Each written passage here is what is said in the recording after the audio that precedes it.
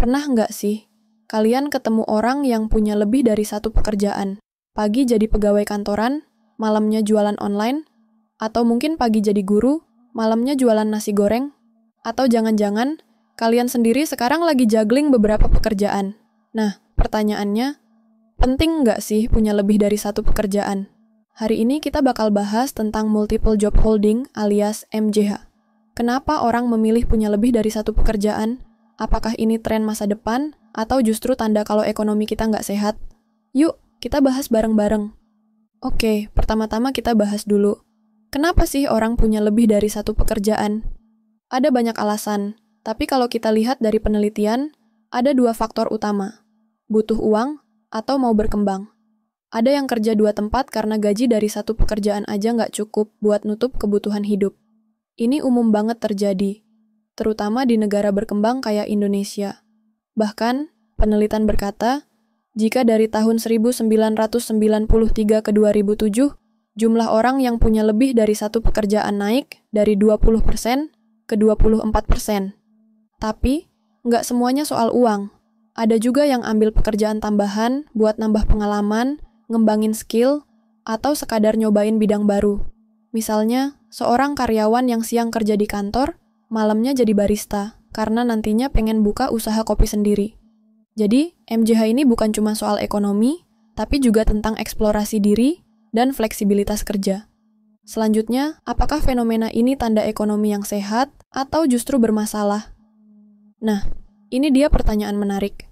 Kalau makin banyak orang yang punya lebih dari satu pekerjaan, ini bagus atau malah tanda ada yang tak nggak beres? Kalau kita lihat di negara-negara maju, punya banyak pekerjaan itu bisa jadi strategi buat naik kelas. Mereka kerja lebih dari satu tempat buat ningkatin income, dapat pengalaman baru, dan akhirnya bisa pindah ke pekerjaan yang lebih baik. Tapi di Indonesia, ceritanya agak beda. Banyak pekerja yang terpaksa ambil pekerjaan kedua karena gaji dari pekerjaan utama nggak cukup. Jadi, di sini MJH lebih ke bentuk survival daripada mobilitas sosial ke atas. Sehingga, faktor utama yang mempengaruhi adalah upah. Kalau upah di pekerjaan utama naik, orang cenderung berhenti dari pekerjaan keduanya. Artinya, kalau upah di Indonesia lebih layak, mungkin orang nggak perlu kerja di 2 atau 3 tempat sekaligus buat bisa hidup nyaman. Pertanyaan ketiga, apakah dampak punya banyak pekerjaan? Oke, sekarang kita masuk ke bagian yang nggak kalah penting. Apa dampak punya lebih dari satu pekerjaan? 1. Jelas nambah penghasilan. Itu poin plusnya.